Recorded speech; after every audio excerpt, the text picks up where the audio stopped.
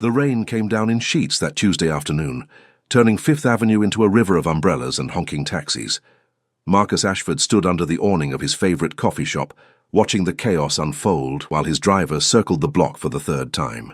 He'd ducked inside to escape a particularly aggressive journalist who'd been hounding him about his latest real estate acquisition, a historic building in Brooklyn that preservationists wanted saved and developers wanted demolished. At 38, Marcus had built an empire worth over $3 billion, but lately every victory felt hollow. 6 months. That's how long it had been since the divorce papers were finalized. 6 months since Victoria had walked out of their penthouse with nothing but her personal belongings and her pride. She'd refused his offer of a settlement, refused the apartment in Tribeca, refused everything except her freedom. The memory still burned, not with anger but with something far more complicated. Marcus checked his watch, a vintage Patek Philippe that had belonged to his grandfather, and decided to make a run for it. The rain was letting up slightly, and he had a meeting at 4 that he couldn't miss. He stepped out onto the sidewalk, nearly colliding with a woman who was struggling to open her umbrella while balancing 2 grocery bags. "I'm so sorry," he started, reaching out to steady her bags. Then he froze. The woman looked up, her honey-colored eyes widening in recognition, and something that looked like fear. Victoria. His ex-wife. But not the Victoria he remembered. This woman had the same delicate features, the same way of tucking her dark hair behind her ear when she was nervous, but there was something profoundly different. She was pregnant. Very pregnant. Marcus felt the world tilt slightly. His eyes dropped to her rounded belly, clearly visible beneath her rain-dampened coat, then back to her face. Victoria's cheeks flushed red, and she took a step backward, nearly dropping one of her bags. "Marcus," she said, her voice barely audible over the traffic, I didn't expect to see you here. You're pregnant." The words came out before he could stop them, flat and accusatory in a way he hadn't intended. Victoria's hand moved protectively to her stomach. "Yes, how far along?" "That's really none of your business anymore." Her voice had found its strength, that familiar steel he'd both loved and hated during their marriage. Marcus's mind was racing, doing calculations he didn't want to do. They'd been divorced for 6 months, separated for 2 months before that, 8 months total. If she was as far along as she looked, 5, maybe 6 months, then the timing was impossible. Except, it wasn't impossible at all. It was perfectly, devastatingly possible. But that couldn't be right. Victoria was infertile. They'd spent 3 years trying to conceive, 3 years of specialists and tests and treatments that left them both emotionally bankrupt. The diagnosis had been clear. Severe endometriosis, damaged fallopian tubes, less than a 2% chance of natural conception. The doctors had recommended IVF, but after 2 failed rounds that cost them a fortune and nearly destroyed what was left of their marriage, they'd given up. The infertility had been the beginning of the end.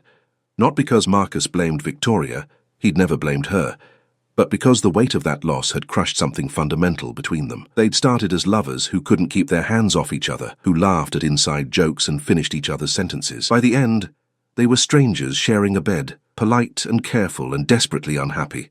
"This is crazy," Marcus said, his voice rough.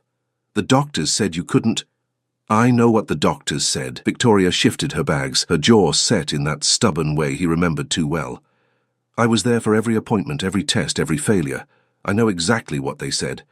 "Then how—" He gestured helplessly at her stomach. "Miracles happen, Marcus, or maybe the doctors were wrong. Does it matter?" She looked past him, scanning the street. "I really need to go." "Wait." He reached for her arm, then thought better of it.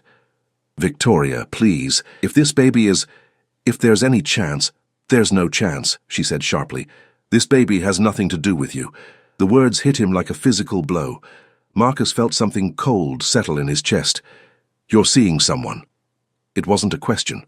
Victoria's expression shifted, became guarded in a way that told him everything he needed to know.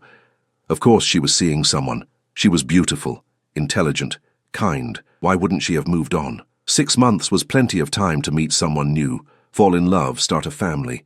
The family she'd always wanted. The family she couldn't have with him, except they hadn't divorced because they stopped loving each other. They'd divorced because the weight of wanting something they couldn't have had poisoned everything else. Marcus had suggested it after their second IVF failure. during one of those careful, rational conversations they'd become so good at having. They could adopt, he'd said. They could use a surrogate. But Victoria had looked at him with tears streaming down her face and said she couldn't do it anymore. Couldn't keep failing. Couldn't keep disappointing him. Couldn't keep living in the shadow of the children they'd never have. He'd let her go because he loved her. Because watching her break herself apart over something neither of them could control was more painful than losing her. Or so he'd told himself at 3 in the morning when he couldn't sleep, alone in their enormous bed. "I'm happy for you," Marcus managed.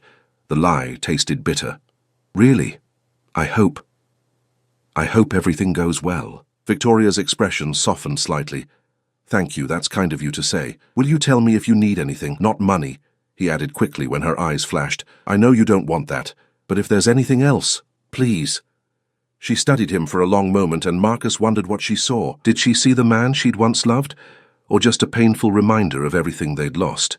Did she think about their marriage at all? Or had she packed those memories away in a box labeled mistake and moved on? "I should go," Victoria said finally. "Take care of yourself, Marcus." She walked away without looking back, her pregnant silhouette disappearing into the crowd of afternoon shoppers and office workers heading home. Marcus stood frozen on the sidewalk, rain beginning to fall harder again, soaking through his expensive suit jacket. His phone buzzed. His assistant, reminding him about the 4 o'clock meeting, he texted back that something had come up, that he needed to reschedule, then flagged down a taxi. He gave the driver his address and sat back, staring unseeing out the window as Manhattan blurred past. Victoria was pregnant. After years of being told it was impossible, after their marriage had crumbled under the weight of that impossibility, she was going to have a baby with someone else. The timing gnawed at him. 6 months pregnant, maybe. Which meant she'd gotten pregnant right around the time of the divorce, maybe even before. Had she been seeing this other man while they were still married? Had she lied about the infertility? No. That was paranoid and cruel. Victoria wasn't a liar. She'd been devastated by their inability to conceive, had blamed herself even when he'd told her 1,000 times that it wasn't her fault. But then how? How was this possible? Marcus pulled out his phone and scrolled through his contacts until he found Dr. Patricia Morrison, the fertility specialist who'd treated them. He started to dial, then stopped. What was he going to say? "My ex-wife is mysteriously pregnant. Please explain." It was none of his business anymore. Victoria had made that clear. This baby had nothing to do with him, except he couldn't shake the feeling that it had everything to do with him. The taxi pulled up to his building, and Marcus paid the driver without really registering the amount. He rode the elevator to the penthouse in silence, nodding absently at his doorman. Inside, the apartment felt cavernous and empty. Victoria's touches were long gone. The colourful throw pillows, the plants she'd loved, the photographs of their travels together. He'd redecorated in sleek, modern minimalism. Everything was grey and chrome and perfectly tasteful. It looked like a hotel. Marcus poured himself a scotch and stood at the floor-to-ceiling windows, looking out at the city. Somewhere out there, Victoria was probably arriving home, putting away her groceries, maybe talking to her new boyfriend about the awkward encounter with her ex-husband, maybe laughing about it, or maybe not laughing at all. He thought about the look on her face when she'd seen him. Not just surprise, but fear, and the way her hand had moved protectively to her stomach, as if shielding the baby from him. From what? What did she think he would do? Unless there was something she wasn't telling him, something about this pregnancy that she didn't want him to know. Marcus drained his scotch and made a decision. He needed answers, and he knew exactly where to start. Marcus didn't sleep that night. He lay in bed staring at the ceiling, watching the play of headlights from the street below create shifting patterns across the white expanse. Every time he closed his eyes, he saw Victoria's face, the fear, the defensiveness, the way she'd protected her belly as if he were a threat. At 6 in the morning, he gave up on sleep and went to his home office. He had files there, stored in a locked cabinet that he'd never quite gotten around to clearing out. Medical records from their fertility treatments. He pulled them out now, spreading them across his desk, reading through reports he'd tried to forget. Doctor Morrison's notes were thorough and clinical. Severe endometriosis, bilateral tubal damage, multiple failed ovulation induction cycles, 2 failed IVF attempts. The prognosis had been clear. Natural conception was highly unlikely, and even with assisted reproductive technology, their chances were poor. Victoria's condition was chronic and progressive. The doctor had recommended moving to donor eggs or surrogacy. Marcus remembered that conversation. It had taken place in Dr. Morrison's office on a grey February morning, almost 2 years ago. Victoria had sat perfectly still, her hands folded in her lap, while the doctor delivered the news. Afterward, in the car, she'd finally broken down, sobbing so hard she'd made herself sick. Marcus had held her while she cried, feeling helpless and furious at a situation neither of them could control. They'd tried IVF anyway, twice. Both times Victoria had endured weeks of hormone injections that left her bloated and emotional. Both times they'd waited with desperate hope for the pregnancy test. Both times it had been negative. The second failure had happened 14 months ago. A week later, Victoria had moved into the guest room. 2 months after that, Marcus had suggested the divorce. He picked up his phone and called Dr. Morrison's office, leaving a message with the answering service. Then he showered, dressed, and went through the motions of his morning routine, though nothing felt real.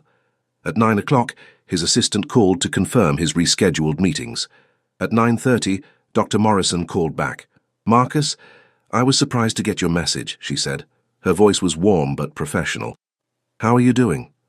"I need to ask you something about Victoria's condition," he said without preamble. "Is there any way the diagnosis could have been wrong? Any chance she could conceive naturally?" There was a pause. "Has something happened?" "I saw her yesterday. She's pregnant, very pregnant. I'd estimate 5 or 6 months along." Another pause, longer this time. "That's unexpected, but not impossible. Medical diagnoses aren't absolute, Marcus. There's always a margin of error, however small, and the human body can be unpredictable. I've seen cases where—" "What's the probability?" he interrupted. "Realistically, based on Victoria's specific case, less than 1% for natural conception, but that's not zero. Spontaneous pregnancy in women with severe endometriosis does occur, though it's rare. Sometimes the condition improves on its own. Sometimes stress reduction plays a role. Sometimes we simply don't understand why it happens. Could the stress of our marriage have been preventing it? Could the divorce have somehow made it possible?" Dr. Morrison finished gently. "It's a theory. Chronic stress does impact fertility. But I don't want to give you false hope or false guilt, Marcus. If Victoria is pregnant, it could be natural conception, or it could be that she pursued IVF with another clinic, or used donor eggs, or any number of scenarios. Have you asked her?" "She says the baby isn't mine." "Then perhaps you should respect that." Marcus ended the call feeling no better than before. He tried to focus on work. He had a conference call about the Brooklyn development at 11, but his mind kept wandering. Finally, at noon, he did something he wasn't proud of. He called his head of security, a former detective named Robert Chen. "I need you to look into something for me," Marcus said, discreetly. "Of course, Mr. Ashford. What do you need?" "Information on my ex-wife, Victoria Ashford. She went back to her maiden name, Victoria Hart. Where she's living, where she's working, who she's been seeing." He paused, hating himself. "I need to know about the father of her baby." "Understood. I'll have something for you by end of day." Marcus hung up and immediately felt sick. This was wrong. He was invading Victoria's privacy, crossing boundaries that had no business being crossed. But he needed to know. The timing was too coincidental. The pregnancy too impossible. Something wasn't adding up. The rest of the day dragged by in a blur of meetings and phone calls that Marcus barely registered. At 6 o'clock, Robert Chen appeared at his office door with a tablet and a troubled expression. "That was fast," Marcus said. "The basic information was easy to find," Chen said carefully, "but there are some complications." "Show me." Chen set the tablet on the desk. "Victoria is living in a modest apartment in Brooklyn. She's been working as a freelance grant writer, primarily for non-profit organizations. Financial records show she's been living very simply. No expensive purchases, no trips, no indication of support from a partner." "What about the father?" Chen hesitated. "That's the complication. There's no indication that she's been in a relationship. No social media presence showing a partner. No one entering or leaving her apartment regularly, except for a neighbor who brings her groceries occasionally, an elderly woman named Mrs. Patterson. No credit card charges for dinners out. No shared expenses. No evidence of anyone else being involved in her life." Marcus felt his pulse quicken. "That doesn't make sense. She's 6 months pregnant. Someone's the father." "I contacted a few of her friends, very carefully, posed as a journalist, doing a piece on her non-profit work. They all said the same thing. Victoria's been keeping to herself since the divorce. One friend mentioned she seemed different a few months ago, said she was glowing and seemed happier, but Victoria wouldn't talk about why. Another said Victoria had mentioned something about a miracle, but wouldn't elaborate. A miracle, Marcus repeated slowly. Chen cleared his throat. There's one more thing. I pulled her medical records, don't ask me how. She's been seeing an obstetrician at Mount Sinai. According to the notes I could access, this is a healthy, natural pregnancy. No indication of IVF, no complications so far. The baby is due in approximately 12 weeks. Marcus did the math. 12 weeks from now would put her at 9 months, which meant she was currently about 6 months along, which meant she'd gotten pregnant roughly 7 months ago, which meant... 7 months ago, we were still married, Marcus said quietly. We were separated, but still married. Chen said nothing, but his expression was knowing. Is there anything else in those records? Any indication of paternity? No paternity test has been ordered, but Chen tapped the screen, bringing up a scanned document. This is from her first prenatal visit about 5 months ago. The intake form asks about the father's medical history. Victoria left it blank except for one section. Under how was conception achieved, she wrote, natural, spontaneous pregnancy after years of infertility. Marcus stared at the words until they blurred. Spontaneous pregnancy, years of infertility. She was talking about their infertility, about the years they'd spent trying to conceive. Mr. Ashford, Chen said carefully, is there any possibility this child is yours? We were separated, Marcus said, but his mind was racing back to 7 months ago, February. They'd been living in the same apartment still, though barely speaking. The divorce papers had been drawn up, but not yet filed. They'd been trying to figure out how to divide their lives, and it had been awful and exhausting. And then, one night, Victoria had come home late from a friend's birthday party. She'd been drinking, not drunk, but loose and sad and beautiful, in a way that had broken his heart. They'd started talking, really talking for the first time in months, about what had gone wrong, about what they'd lost, about how much they'd loved each other before everything fell apart. One thing had led to another. They'd ended up in bed together, desperate and tender and sad all at once. In the morning, Victoria had been gone. She'd left a note saying it had been a mistake, that it couldn't happen again, that they needed to move forward with the divorce. A week later, she'd moved out completely. Marcus had tried not to think about that night. It had felt like a goodbye, a final moment of connection before they became strangers. But now, Jesus, he whispered, it could be mine. What do you want me to do? Chen asked. Marcus stood up abruptly, grabbing his coat. Nothing. This is done. Delete whatever files you made. Forget I asked. Sir, I mean it, Robert. This stays between us, and it ends here. Chen nodded slowly and left. Marcus stood alone in his office, his heart pounding. If there was even a chance this baby was his, he needed to talk to Victoria. But she'd been so adamant that it wasn't. She'd said it had nothing to do with him. Why would she lie? Unless she didn't know. Unless she'd been with someone else too, and assumed the baby belonged to the other man. Or unless she knew perfectly well the baby was Marcus's, and she was trying to protect it from him. From the life he led. From being the child of a billionaire who was constantly in the public eye. Or maybe she just didn't want him back in her life at all. Marcus grabbed his keys and headed for the elevator. He had Victoria's address now. He would go to her apartment and they would talk, and she would tell him the truth. Whatever it was, he could handle it. He had to know. The drive to Brooklyn took 40 minutes in evening traffic. Marcus parked illegally on Victoria's street and sat in his car for a few minutes, trying to figure out what to say. Finally, he got out and walked to her building, a pre-war walk-up with a slightly shabby entrance. He found her name on the buzzer and pressed it. No answer. He tried again. Still nothing. She's not home. The voice came from behind him. Marcus turned to see an elderly woman with a shopping cart, watching him with sharp, suspicious eyes. And if you're here to bother her, you can just leave now. I'm not here to bother her, Marcus said. I'm a friend. Do you know when she'll be back? The woman, Mrs. Patterson, he guessed, looked him up and down, taking in his expensive suit and watch. Friend, huh? Funny, she's never mentioned you, and she's mentioned being very careful about who she lets into her life these days. My name is Marcus Ashford, I'm her ex-husband. Recognition flickered in the woman's eyes, followed by something that looked like anger. Oh, you're the one who broke her heart. The words stung more than they should have. Is she okay? Please, I just need to know she's all right. Mrs. Patterson studied him for a long moment. Finally, she said, She's at the hospital. Mount Sinai. She went into early labor this afternoon. Marcus's heart stopped. Early labor? But she's only 6 months, 28 weeks, Mrs. Patterson said sharply. The baby's too early. They called an ambulance around 3 o'clock. I wanted to go with her, but she insisted she'd be fine alone. The elderly woman's voice cracked slightly. That girl is always alone, always insisting she's fine when she's clearly not. Marcus was already moving toward his car. Which entrance? Emergency? Labor and delivery, 5th floor, Mrs. Patterson called after him. And you tell her Doris is coming as soon as my daughter can drive me there. The drive back to Manhattan was a blur of honking horns and red lights that Marcus barely registered. His mind was stuck on one terrifying fact.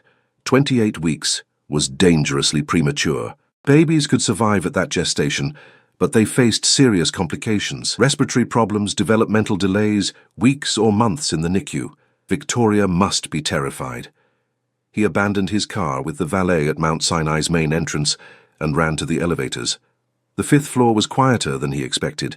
Soft lighting, muted colors, the antiseptic smell that all hospitals shared. He approached the nurse's station, trying to catch his breath. I'm looking for Victoria Hart, he said. She was brought in this afternoon in premature labor. The nurse, a middle-aged woman with kind eyes, checked her computer. Are you family? I'm her husband. The lie came automatically, and he didn't correct it. Is she okay? Is the baby... She's stable. The doctors managed to stop the contractions with medication. Ms. Hart is on bed rest and being monitored closely. The nurse studied him more carefully. She didn't have you listed as an emergency contact. She actually didn't list anyone. We're separated, Marcus admitted. It's complicated, but please, I need to see her, even if it's just for a moment. The nurse's expression softened. Room 517. But if she asks you to leave, you leave. Stress is the last thing she needs right now. Marcus found the room with shaking hands. The door was partially open, and he could see Victoria in the bed, propped up on pillows, one hand resting on her belly. She looked small and exhausted, dark circles under her eyes. An IV ran into her arm, and she was connected to multiple monitors that beeped softly. He knocked gently on the doorframe. Victoria's eyes flew open, and when she saw him, her expression went through a rapid series of changes: surprise, fear, anger, and finally, resignation. How did you know I was here? Her voice was hoarse. Your neighbor, Mrs. Patterson. Marcus took a hesitant step into the room. She said you went into early labor. Victoria, I'm so sorry. Are you okay? Is the baby... We're both fine. The contractions stopped. I'm on medication and strict bed rest. She looked away from him. You shouldn't be here, Marcus. I know. But I couldn't stay away. Not when I heard you were in the hospital. He moved closer, pulling up a chair beside her bed. Victoria, we need to talk about the baby. About the timing. There's nothing to talk about. 7 months ago, Marcus said quietly. February. One night before you moved out. Do you remember? Victoria's face went pale. That was a mistake, a moment of weakness. It didn't mean anything, didn't it? Because I've been doing the math and the timing lines up perfectly. This baby could be mine. Could be isn't is, Victoria said, but her voice wavered. I told you. You told me it had nothing to do with me, but you didn't say it wasn't mine. Marcus leaned forward. Look at me, and tell me the truth. Is this my child? For a long moment, Victoria said nothing. Then, to Marcus's shock, tears began sliding down her cheeks. I don't know, she whispered. I honestly don't know. The words hung in the air between them. Marcus felt like he'd been punched in the chest. What do you mean you don't know? Victoria wiped at her tears angrily. After you suggested the divorce, after I moved into the guest room, I was so angry. Angry at you, at myself, at God or the universe, or whoever decided I couldn't have children. I started going out more, trying to convince myself I could have a life without you, without the family we'd dreamed about. She took a shaky breath. I met someone, a doctor at one of the charity fundraisers I was helping organize. His name was David. We went on a few dates. He was kind and funny, and he didn't know anything about my medical history or my failed marriage. He was just, uncomplicated. Marcus felt jealousy twist in his gut, sharp and ugly. You slept with him. Once. Maybe 2 weeks after that night with you. We went back to his place after dinner, and I thought maybe this was what moving on felt like. But afterward, I felt nothing. No connection, no spark, just emptiness. She looked at Marcus with red-rimmed eyes. I told him I wasn't ready for a relationship, and we went our separate ways. Then a few weeks later, I missed my period, and you assumed the baby was his. I assumed it was impossible, Victoria corrected. I took 3 pregnancy tests before I believed it. Then I went to the doctor and she confirmed it. A miracle, she called it. One of those inexplicable cases where the body heals itself, or the diagnosis was incomplete, or the stars align in just the right way.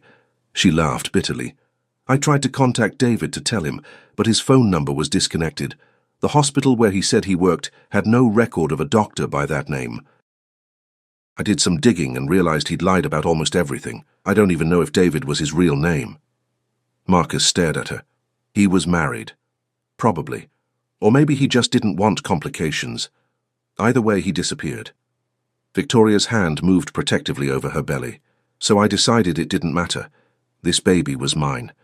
A miracle that had nothing to do with my failed marriage, or some man who couldn't even give me his real name. I could do this alone. I would do this alone. But you weren't sure, Marcus said slowly. You weren't sure if the father was me or him. The timing was so close, and given my medical history, the odds of conceiving naturally even once seemed impossible. Twice in the same month? It didn't seem possible. Victoria met his eyes.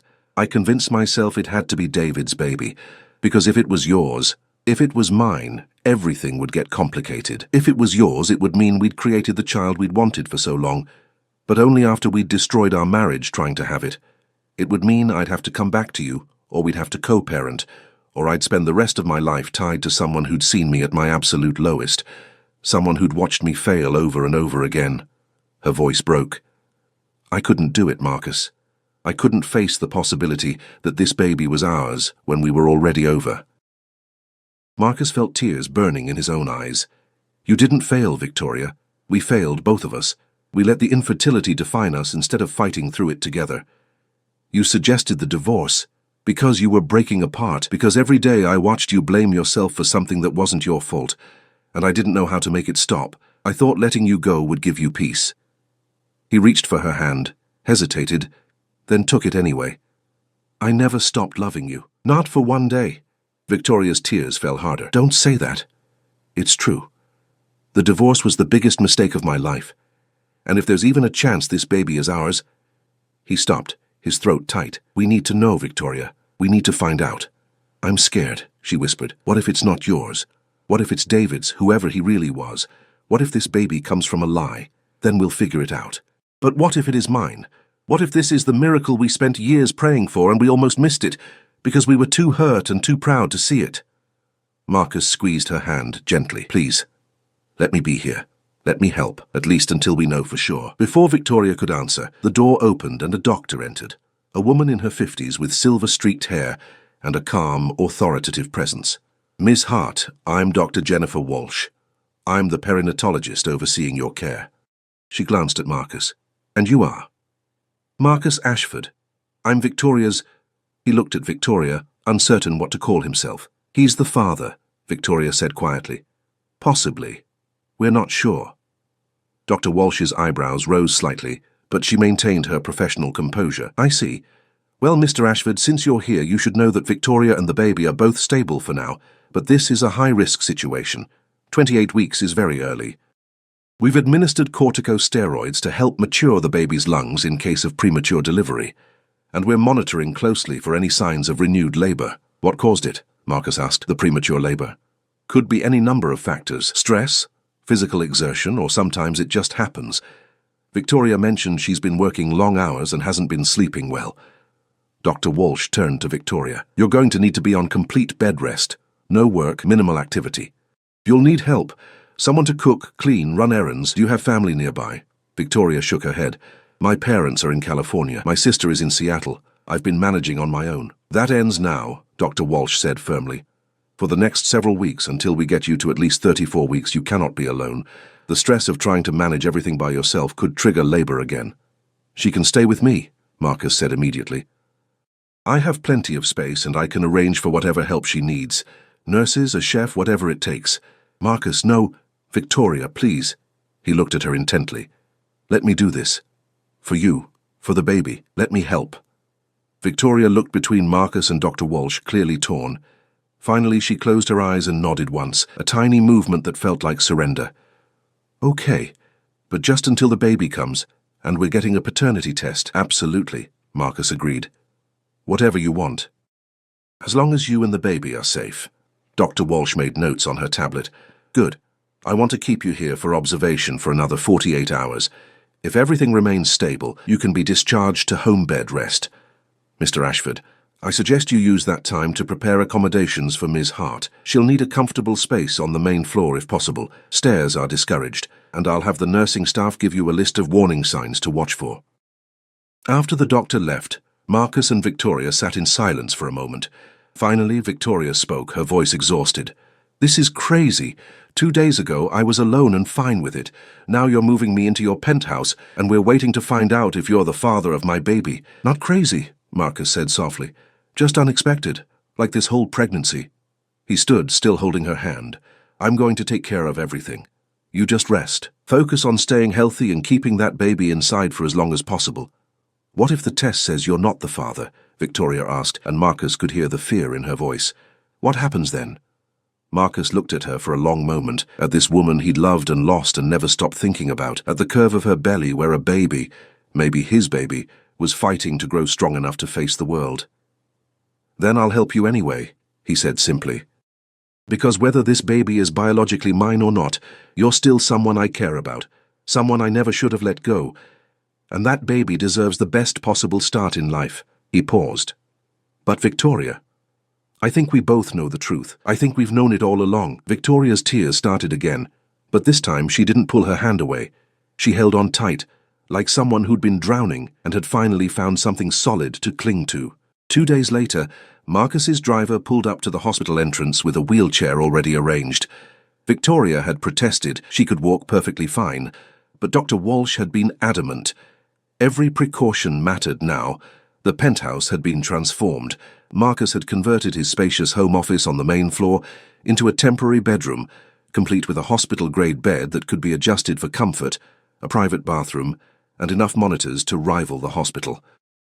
He'd hired a private nurse named Caroline, a gentlewoman in her 40s with decades of experience in high-risk pregnancies. The kitchen was now stocked with every nutritious food the nutritionist had recommended. His housekeeper, Maria, had been briefed on the situation and had promised to help with whatever Victoria needed. This is too much, Victoria said, as Marcus showed her around. She looked tiny and overwhelmed, one hand resting on her belly as she took in the expensive equipment and pristine accommodations. It's exactly enough, Marcus countered. Caroline will be here during the day. I'll be here at night. Maria can help with meals and anything else. All you have to do is rest and let that baby grow. What about your work? You can't just put your entire life on hold for me. Watch me. Marcus guided her gently to the bed. I've moved all my meetings to video calls. Anything that requires my physical presence can wait. Right now, you and this baby are my only priority. Over the next week, they fell into an unexpected routine. Marcus worked from the dining room table where he could hear if Victoria needed anything. Caroline monitored her vital signs and the baby's heartbeat several times a day. Victoria read, watched movies, and tried not to go stir-crazy from the enforced inactivity, and slowly, carefully, they began to talk. Not about the paternity test, that felt too charged, too dangerous. Instead, they talked about smaller things, books they'd read, shows they'd watched. Victoria told him about her work with the non-profits, the grant proposals she'd written that had helped fund literacy programs and community gardens. Marcus told her about the Brooklyn development and how he'd decided to preserve the historic facade after all, creating affordable housing with character instead of another glass tower. You're different, Victoria observed one evening. Marcus had brought dinner on a tray, salmon with roasted vegetables that Maria had prepared. He sat in the chair beside her bed while she ate, something that had become their habit. How so? Softer, maybe. More present. Before you were always thinking 3 steps ahead, always planning the next acquisition or deal. Now you're just here. Marcus considered this. Losing you changed me. I realized I'd been so focused on building an empire that I'd forgotten what I was building it for. What's the point of having everything if you have no one to share it with? Victoria set down her fork. Marcus, we need to talk about what happens after the baby comes. We can't keep avoiding it. I know. He'd been dreading this conversation. Have you thought about what you want? Honestly, I don't know. If the baby is yours, we'll have to figure out custody arrangements, co-parenting. I'm not expecting us to just pick up where we left off. Why not? Victoria stared at him. What? Why couldn't we pick up where we left off? Or better yet, start over completely? Do it right this time? Marcus leaned forward, his heart pounding. I know I hurt you. I know I suggested the divorce when I should have fought harder for us. But Victoria, these past 2 weeks with you have been the happiest I've been in years. Not because of the baby, but because of you. Because I get to have breakfast with you and hear about your day and fall asleep knowing you're safe under the same roof.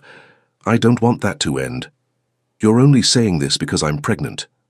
I'm saying this because I never stopped loving you, Marcus said fiercely. The pregnancy just gave me an excuse to be near you again, to remember what we had before everything fell apart. And yes, if this baby is mine, I want to be a father.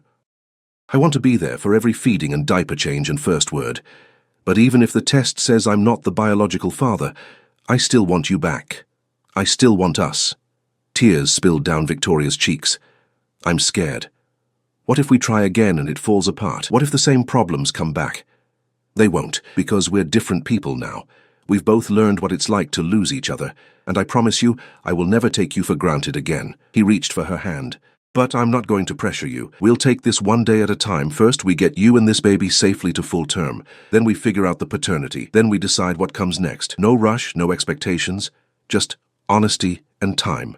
Victoria squeezed his hand. Okay. One day at a time. The days turned into weeks. Victoria reached 30 weeks, then 32. Each milestone was a small victory celebrated with careful optimism.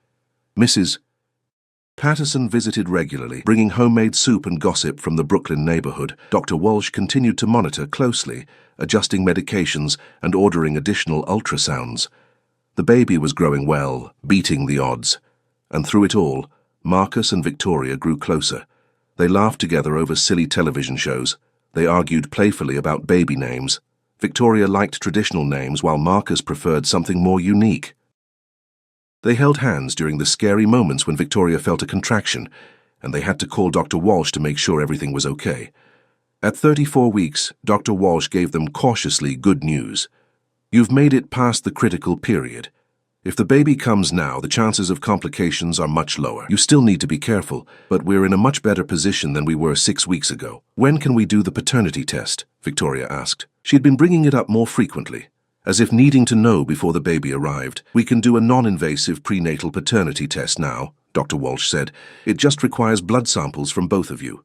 Results take about a week. Are you both ready for that?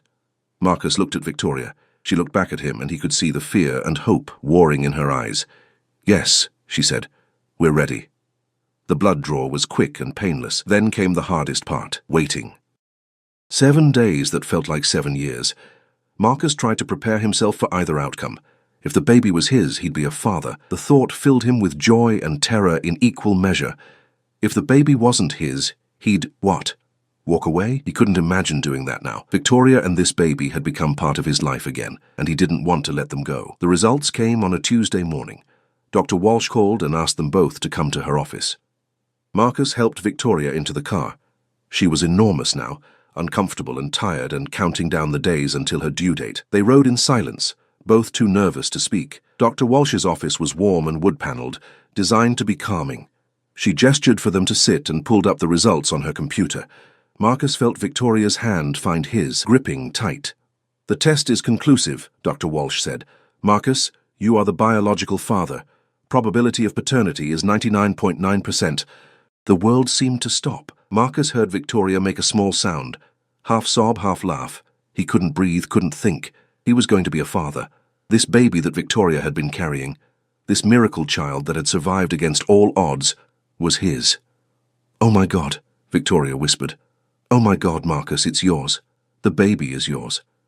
Marcus turned to her, and suddenly they were both crying and laughing, holding each other as carefully as her pregnant belly would allow. All the pain and loss and heartbreak of the past years seemed to crystallize into this one perfect moment of clarity. They'd made this baby together during one night of desperate connection, and somehow, impossibly, it had survived when all the planned attempts had failed. We're having a baby, Marcus said, his voice breaking. Victoria, we're having a baby. I know, she sobbed. I can't believe it. After everything, after all those years of trying, it was always supposed to be you and me, Marcus said. This baby was just waiting for the right moment. Dr. Walsh discreetly left them alone for a few minutes. When she returned, she was smiling. I have one more piece of news. The ultrasound this morning showed the baby has moved into position. Given that you're at 36 weeks now and everything looks good, we could potentially schedule a C-section for next week if you'd like, or we can wait for natural labor. It's your choice. Marcus looked at Victoria. What do you want? Victoria thought for a moment, then smiled. A real smile, bright and joyful in a way Marcus hadn't seen in years. Let's wait. This baby has beaten every odd to get here. I think we should let them decide when they're ready to meet us. 4 days later, at 3 in the morning, Victoria woke Marcus with a gentle shake. It's time, she said, her voice calm despite the obvious contraction that made her wince. The baby's coming. The delivery was long and difficult, but Victoria was strong. Marcus stayed by her side the entire time, holding her hand, whispering encouragement, falling more in love with her with every passing hour. And finally, at 2:47 p.m. on a sunny Thursday afternoon, their daughter came into the world. She was tiny but healthy, with a powerful set of lungs that she demonstrated immediately. The doctors checked her over and declared her perfect. 7 pounds, 3 ounces of absolute miracle. When the nurse placed her in Victoria's arms, Marcus watched his ex-wife, his soon-to-be wife again, if he had anything to say about it, cradle their daughter with tears streaming down her face. She's perfect, Victoria whispered. She's absolutely perfect. She looks like you, Marcus said, touching one tiny hand. His daughter's fingers wrapped around his thumb with surprising strength, and he felt his heart crack open, in a way he'd never experienced before. What should we name her? Victoria asked. They'd discussed names but never settled on one, as if they'd been waiting to meet her first. Marcus looked at his daughter, at her dark hair and tiny nose, and the way she seemed to already be studying the world with serious eyes. Hope, he said softly. Her name should be Hope, because she gave us hope when we'd lost it all. Victoria's tears fell harder, but she was smiling. Hope Victoria Ashford. It's perfect. 3 months later, Marcus and Victoria stood in a small ceremony room at City Hall, surrounded by a handful of close friends and Mrs. Patterson, who'd insisted on being there. Hope was asleep in her grandmother's arms. Victoria's mother had flown in from California and refused to leave. This is crazy, Victoria had said that morning as she'd adjusted her simple white dress. We're remarrying before we've even finished processing the first divorce emotionally. Life's crazy, Marcus had replied, kissing her forehead. But I'm not waiting another day to make you my wife again, not when I've already wasted too much time. Now, as the officiant pronounced them husband and wife for the second time, Marcus pulled Victoria close and kissed her with all the love and gratitude and wonder he'd been holding in his heart. They'd lost each other once, but they'd found their way back, and this time they'd build their life on stronger foundations, on honesty and communication, and the knowledge that some miracles were worth waiting for. Ready to go home? Marcus asked when they finally pulled apart. Victoria looked at Hope, now awake and watching them with wide, curious eyes. Then she looked at Marcus, and her smile was radiant. Yes, let's go home. They walked out of City Hall into the bright afternoon sunshine, a family bound not just by biology, but by choice. The future stretched before them, uncertain and beautiful and full of possibility, and for the first time in years, Marcus felt complete. Sometimes the greatest love stories weren't about finding someone new. Sometimes they were about finding your way back to the person you'd never stopped loving. And sometimes, against all odds and medical predictions, miracles happened when you least expected them. Marcus had found his ex-wife pregnant 6 months after their divorce, and in doing so he'd found his way back to love, to family, to everything that truly mattered. The billionaire who'd built an empire had discovered that his greatest treasure had been there all along, waiting for him to be brave enough to claim it.